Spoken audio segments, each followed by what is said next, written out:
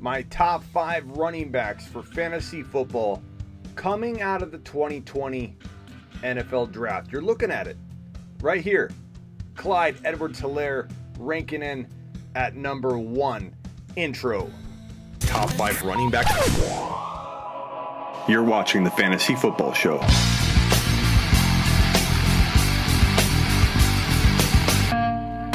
Smitty. Take a lap. You're looking at it. Your top 5 running backs coming out of the 2020 NFL Draft. Clyde Edwards-Helaire ranking in at 1. In fact, he's the 1.01 across the board. In your 2020 rookie-only draft, you better be drafting Clyde Edwards-Helaire. What's going on, Corey? What's going on, everybody? Hit that subscribe button if you're new to the show. Hit the thumbs up. Regardless, let people know that you like the show. What's up, Diaz? What's up, Silver? What's up, Savvy? 1.01 in all rookie drafts, Clyde Edwards-Helaire. Debate it. Tell me differently. Tell me why. Johnathan Taylor, number 2. But let's look at the rookie running backs and just the running backs. We'll break down the wide receivers in the next show. Right now, we're just going to take a look at the running backs. And my number 1 running back, hopefully I'm not coming down with the Rona here, Clyde Edwards-Helaire, coming out of college, was an absolute beast. Let's put the graphic up on the screen. Smitty better not have the Rona.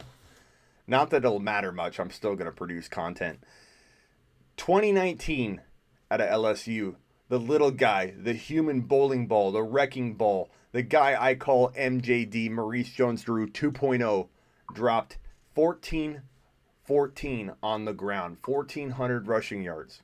6.6 yards per carry. Beast-like. 16 TDs. 55 receptions for 453 and 1 TD. He had 17 total touchdowns. The guy's a beast. The guy's he's a running back that I could see climbing into my top 5 to 10 in dynasty startups. Call me bold, call me crazy, and don't tell me, oh, Smitty, you just like rookies. You always like rookies. You're always pumping up rookies. I'm telling you right now, I'm not in love with a lot of these landing spots.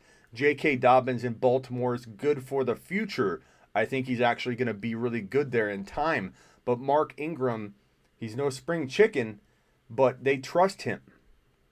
He's the guy in 2020. I'm starting to get this cough. I don't think I have a fever yet, but I don't know. J.K. Dobbins isn't going to do much right out of the gate. These...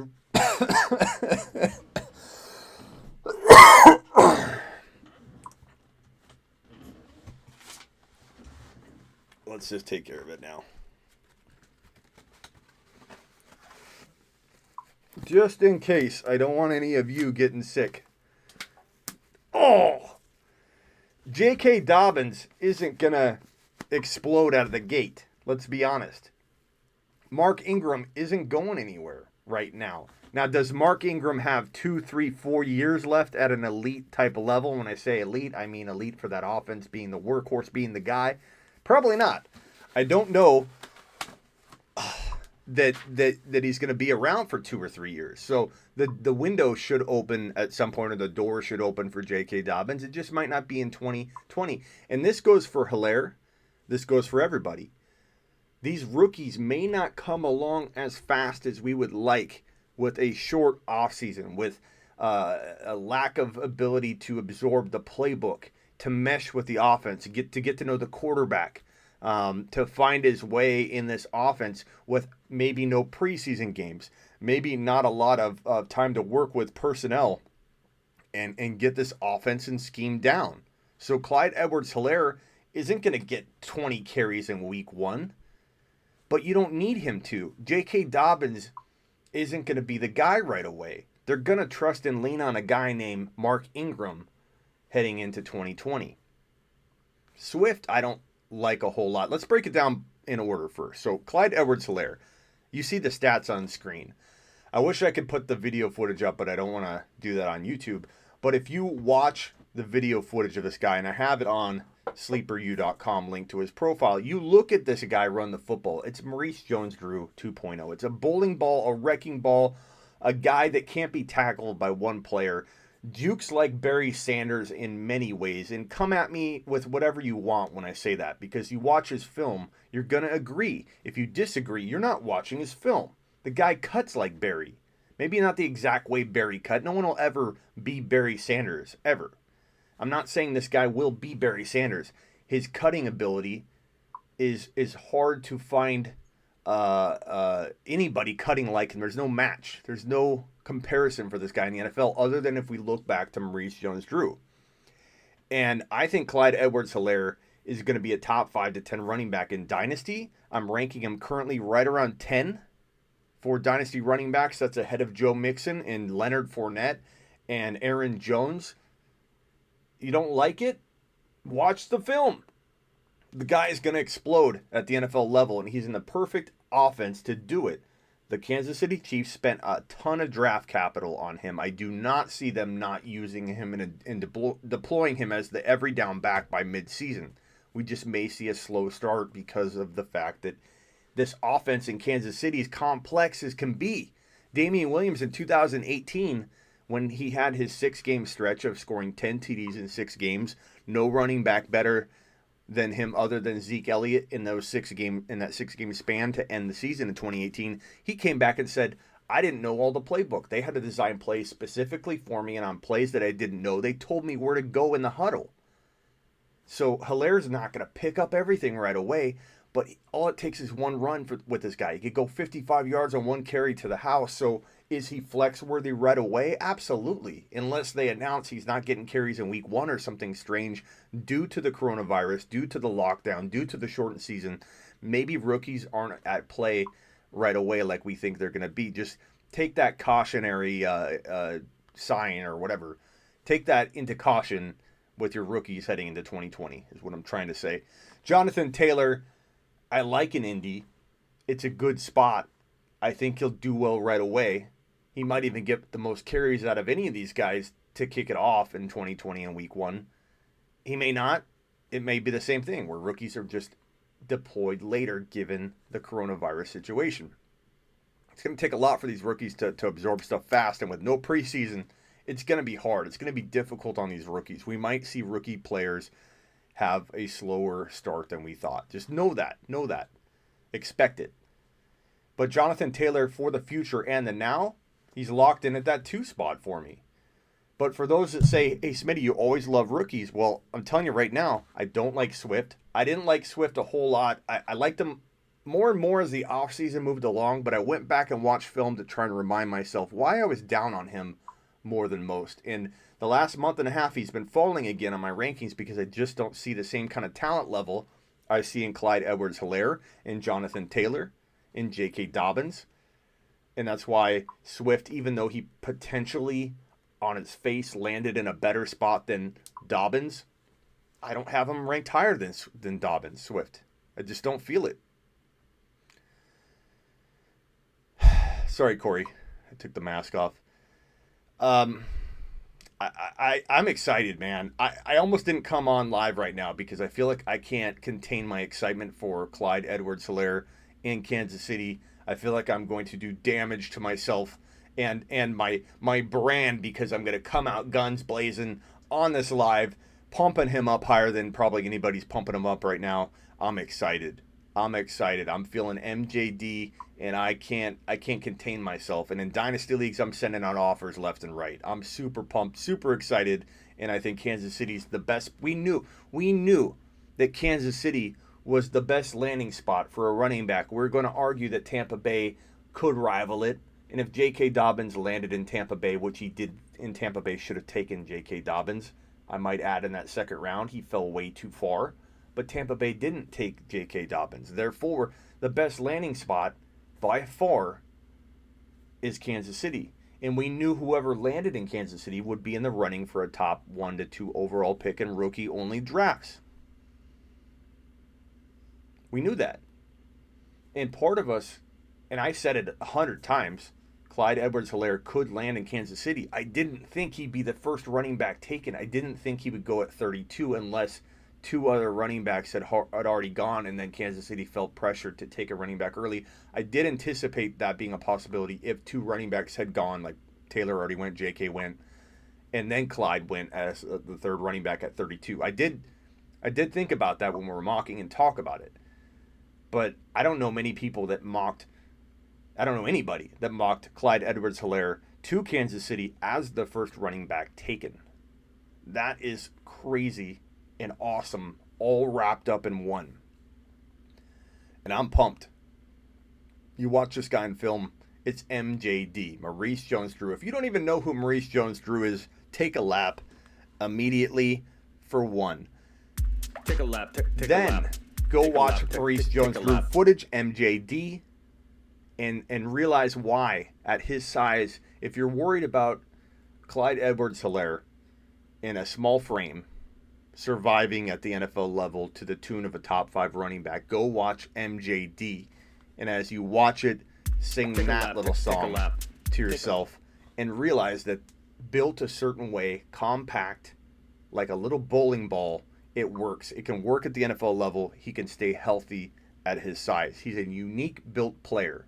It's not like a small guy trying to survive at the NFL level. It's a compact, uniquely built frame that can handle the every down work in a weird, crazy way. MJD proved it. MJD was amazing. Ray Rice, similar body style, and Ray Rice was amazing. So give me Clyde Edwards-Helaire at 1.1. Give me him as the number 1 ranked running back by far.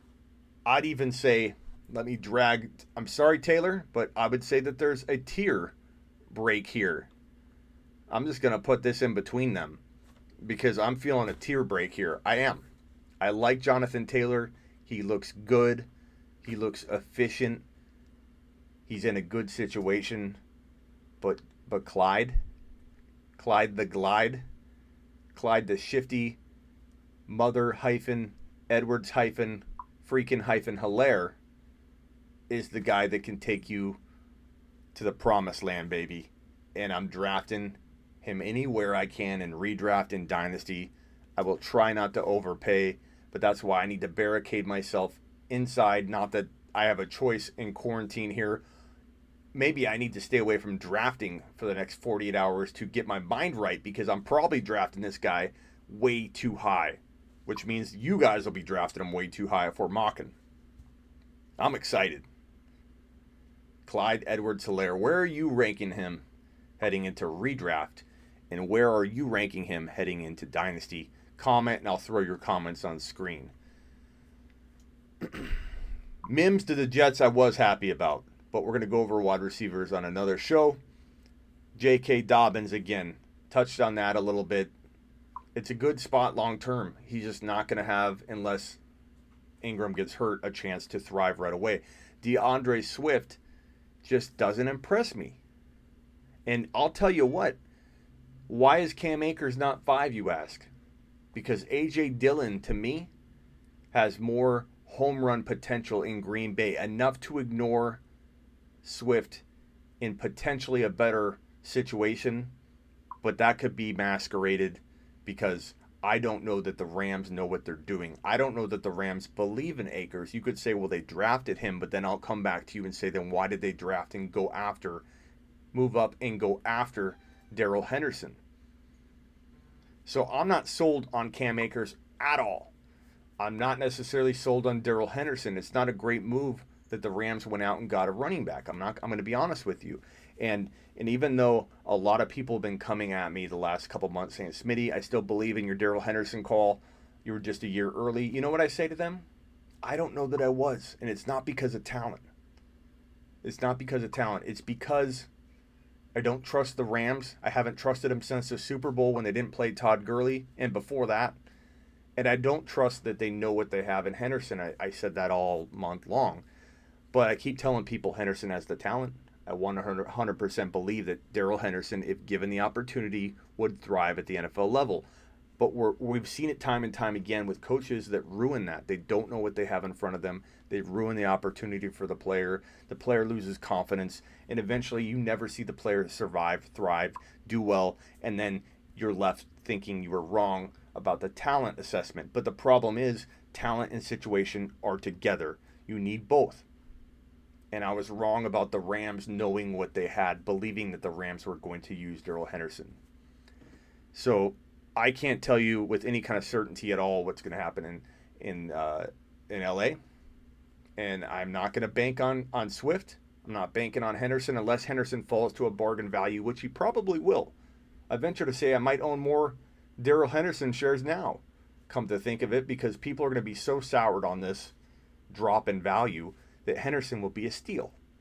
And I'll scoop him up and wait. If he doesn't pan out, no problem. But A.J. Dillon is the wild card in this top 5 because Aaron Jones. Oh, man, I've been live streaming like 25 of the last 36 hours. A.J. Dillon, to me, is potentially walking into a very quietly cool and quietly awesome situation because Aaron Jones is not somebody that's going to potentially stay healthy for 2-3 years. Could he crank out one more healthy year, relatively healthy year? Sure, he could. But could he also get hurt and miss half of a season, opening the door for a bruising back like A.J. Dillon to get you 8 touchdowns as a rookie on 9 played games? He could. So I love the opportunity and talent of A.J. Dillon more than I like what's perceived to be the better situation and talent in Cam Akers. And you can call me any kind of name you want there. Yeah, Michael, I've already talked about Cam Akers for the last 3 minutes unless you just joined. That's what I'm currently in the middle of talking about, Michael, and I'm not a fan. I'm not a fan of the situation, the coaching staff. And A.J. Dillon feels like now granted, you'll probably be able to draft Dillon later, use ADP to your advantage, but I like Dillon more than I like Cam Akers, and they're not in that different a situation when you think about it, because what's Cam Akers guaranteed?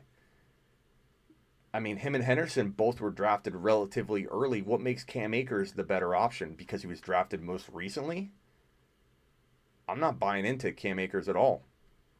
But A.J. Dillon, you give A.J. Dillon some between the tackle starts based on a very oft injured running back in front of him, Aaron Jones, in an offense that scored a grip of touchdowns, like over 15 plus touchdowns for the running back.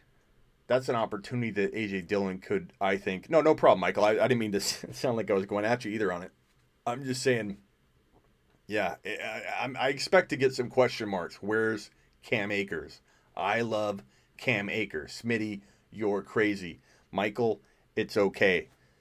Even if you think I'm a little off my rocker, Michael, I've been live streaming for 24 of the last 36 hours. Maybe I am off today. Maybe Cam Akers should be ranked higher. But currently, Michael, he's not. And I'm just not feeling it. I just love A.J. Dillon. It is a weird one, Colby. A.J. Dillon's a weird one. Let me get some of your comments on screen. I'm sorry I haven't been a proper host. Damn, Smitty, you bullying. Haha. Sorry. I didn't mean anything toward Michael. Michael knows he's my boy Blue. He's my boy Blue. Alex, all my rookies have been drafted from our 10,000 Drakes League. Yeah, Clyde Edwards-Helaire. I may have sent you an offer in that. Load up on the runners. It's the move. Sorry, Michael. Again. So I'm curious to hear your guys' thoughts. First of all, I missed all the chat as I ranted and raved on my top 5 running backs. I apologize. But I would love to know what you guys are thinking. And Michael, let's start with you. Let's start with you, Michael, because I apparently was rough on you when you walked in and asked me about Cam Akers while I was talking about him. So I give you the floor. Drop your comment. I'll drag it on screen. And I'd love to know where you guys value Clyde Edwards-Helaire. Tell me if he's in your top 5 to 10 dynasty. tell me where you'd take him in redraft, and let's have a little conversation about what I believe to be one of the most exciting running backs to really come out of college into an NFL landing spot that we've seen in the last 5 years, maybe 4 years. I just think he's going to be exciting, and there's a little bit of risk. You could call Johnathan Taylor less ceiling, higher floor, but Clyde Edwards-Helaire has maybe a lower floor. He could maybe bust on you a little bit more given his size, but I think his ceiling's higher. I think his ceiling's top freaking 5 for running backs. So, love to hear what you guys think. Ricky, Rock, Rock Out is asking, what do you think is going to happen with Mark Ingram and J.K. Dobbins? So you must be joining late. I kind of went over it already. I think J.K. Dobbins is good long term in Baltimore. It's a pretty sneaky good situation, but it's going to have you're going to need patience with it because Mark Ingram's not going anywhere unless Mark Ingram gets hurt. J.K. is looking at giving you flashes of what might be to come in the next 2-3 years, not 1 to 2 years. Maybe more like at the end of the year, you start seeing what this guy's capable of. Swift, I don't like. I'm just not feeling it. Clyde is for sure top 4. I was laughing about the pick last night, but the Chiefs believed he was better than Deandre Swift. You got to put the trust in them. I wasn't laughing. I was excited. And I went live on Instagram as the draft pick happened. And 1 minute, it's on my IG. You can look at it. I'm talking with another analyst, and we're live.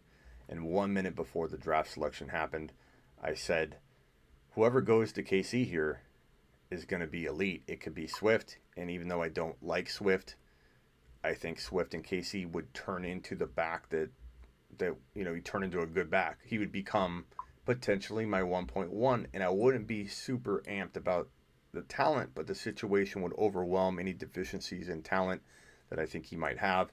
It would make a good running back great. It would make a bad running back good. That Kansas City situation is just that good.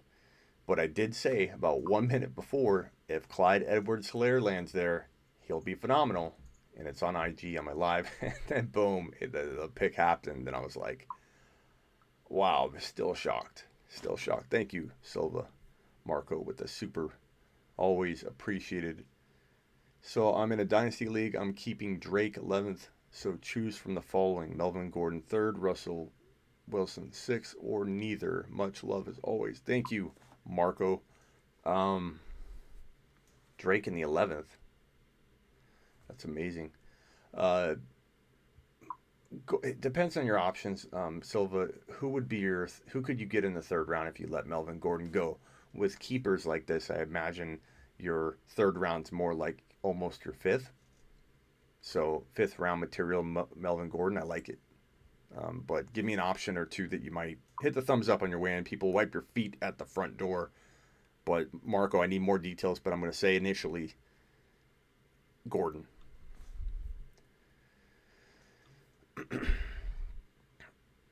I would put Vaughn over Dillon at 5. We'll see. I got to look more at Vaughn, I'll be honest with you. That could be something that develops with me over the next couple days. I wasn't prepared with Vaughn. I haven't watched enough film on Vaughn. I didn't think Vaughn would be landing in a great spot, just like I didn't. Who is it that the Rams took? The Rams are horrible. The Rams are awful. They took Cam Akers, and then who's the wide receiver they took? What's his name? Something Jackson or whatever. I didn't even have him in my top 10, top 12 wide receiver rankings. Who was the Rams wide receiver that they took before Denzel Mims? Are you kidding me? Dirty Dollar Bill. Looks like Dirty Dollar Bill just showed up because he's doing the unthinkable. He's asking about Cam Akers. This might become a common theme, Dirty Dollar Bill, and everybody in here.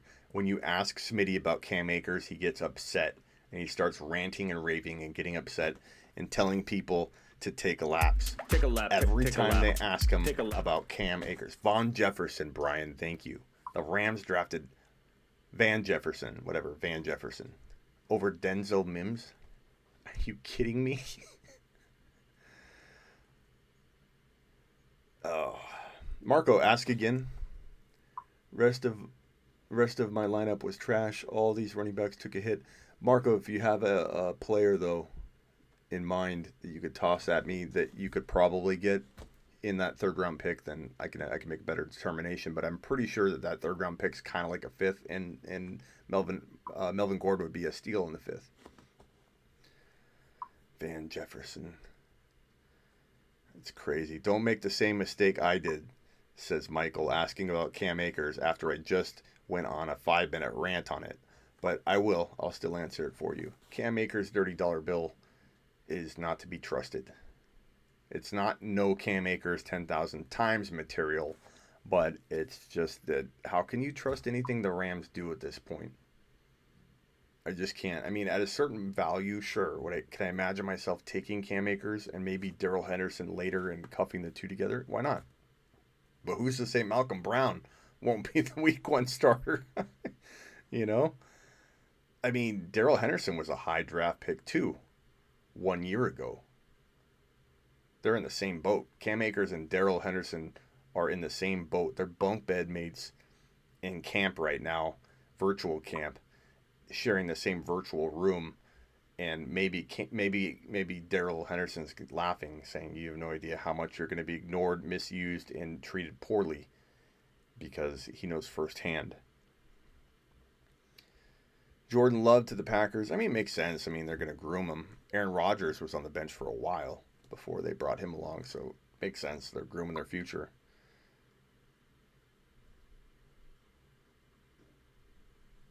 Not to mention they traded up to get they Darrell Henderson you're talking about? Who are you talking about? What happens to Mac long term? That's a great question. Can I spam? Don't ask Smitty about Akers every few minutes. Yes, you can go ahead and spam them, Michael. Moderators, don't flag. Don't do the same post, or you might get flagged by the system. But you can mix up the verbiage a little bit. But moderators, I give Michael permission to appropriately spam. Do not ask me about Akers over and over. What happens to Mac? Very great question, Travis. Could he get shipped elsewhere? Sure. Let's hope. But are there a lot of places going to be better than Indianapolis for Mac? I don't know. I mean, there are not a lot of teams that are very running back needy right now. But, there could be a scenario. By the way, I just revamped sleeperu.com rankings, and it looks dope. Let me see if I can show you guys the rookie rankings real quick. Let's see here.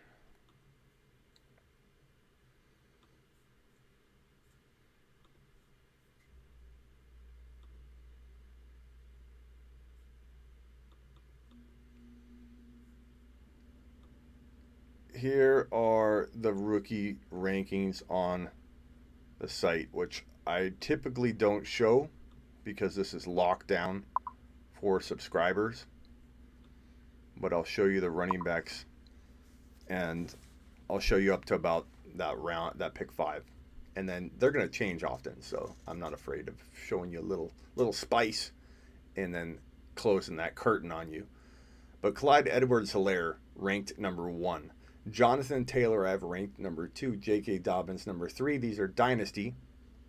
Cam Akers number 5 currently, but when I went live I changed it. So I'll admit I had Cam Akers there at 5, and I said, you know what, I'm doing that out of pure pressure of reactions from people. So I switched it last second. So I got to go in there and make that swap because A.J. Dillon is currently my 5. I'm changing it up. And then CeeDee Lamb is sitting there at the 1 spot. Let's talk about Lamb real quick, and know that I'm going to do a wide receiver video as well. Wide receiver video should be tomorrow. But, I mean, bottom line is, Amari Cooper I'm not a big fan of. I do think that Gallup has a lot of talent, but Gallup's now going to kind of fall to the wayside there. But I think CeeDee Lamb in 2 years' time, sometimes it takes receivers 2 to 3 years to explode. That Amari Cooper won't be the same player everybody views now. Like, he'll be a different player, maybe somebody that's failed, maybe somebody that's vanished.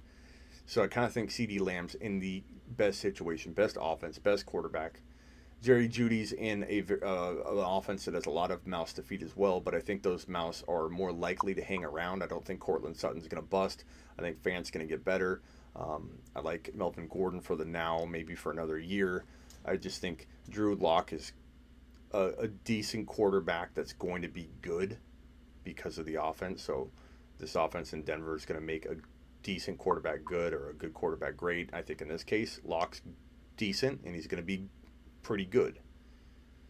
But Dak's really coming into his own.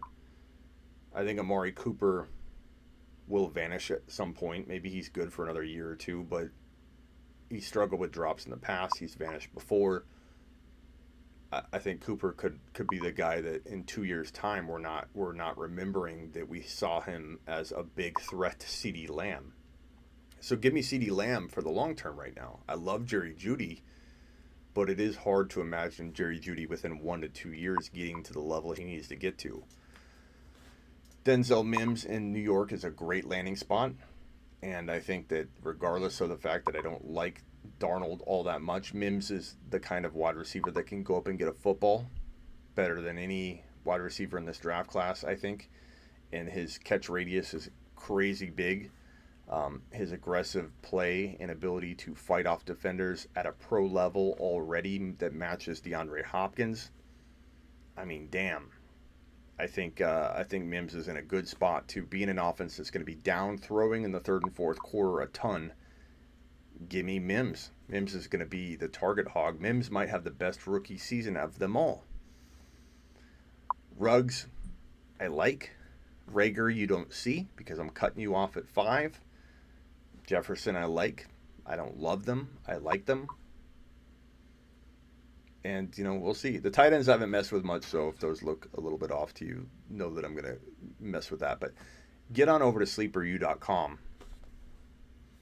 Let me pull up sleeperu.com, show you if you want more of this hardcore year-round fantasy football content, because this bad boy right here, sleeperu.com, is where it's at.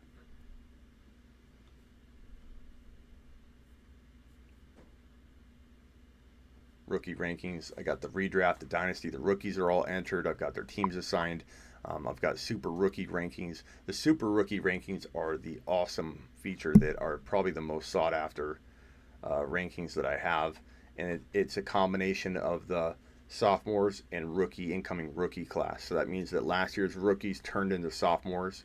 The sophomores turned into juniors and got bumped out of the rankings. The rankings in my super rookie rankings are they're always the sophomores and rookies. That means you have A.J. Brown versus Jeudy and CeeDee Lamb and Mims. And DK versus those guys. So you have DK, A.J. Brown, those wide receivers mixed in with just the rookies, and that's all. I take everybody else out. And what's nice about the super rookie rankings is that it gets you prepared for that dynasty mindset.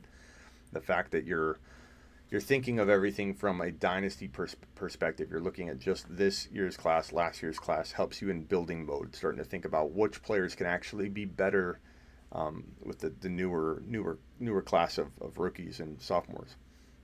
So those rankings are good, but everything's getting updated like real time. So all the rankings are up. They're pretty awesome. Smitty's on screen. Which one's the imposter?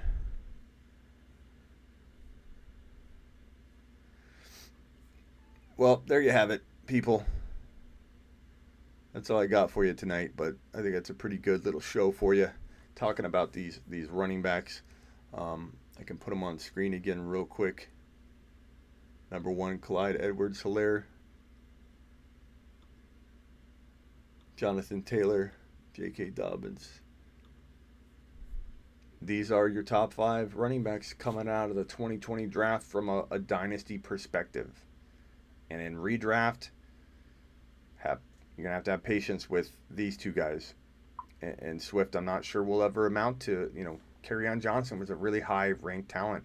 A lot of analysts saw Kerryon becoming a top 10 running back, but Detroit screwed it up. Dillon, have patience with. Cam Akers, forget about it. Cam's ranking in at 6, don't worry. Cam would be right here. Zach Moss probably right here. I'm going to look at Tampa Bay, figure out what I feel about that situation, but thank you, Ricky. Ricky's the man. Thank you, Ricky. Ricky says Hernandez.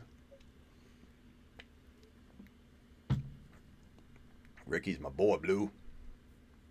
Smitty, what's a fair offer for the 1.1? Knowing what we know. Tell me some guys, you're talking about, would I trade an Amari Cooper for the 1? Of course, I'd trade Amari Cooper for the 1.1. Would I trade Mixon for the 1.1? Absolutely. Would I trade Fournette for the 1.1? Absolutely.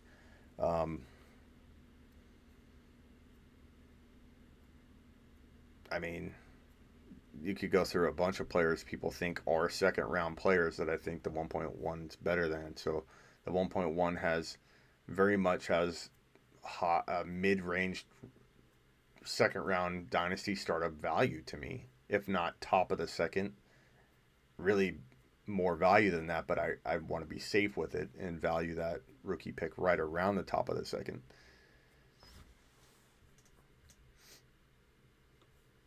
Gallup going to get less coverage. We'll see. But that's what I got for you tonight. Look for wide receivers tomorrow. Appreciate everybody. Wide receivers tomorrow. Subscribe, follow, and get some.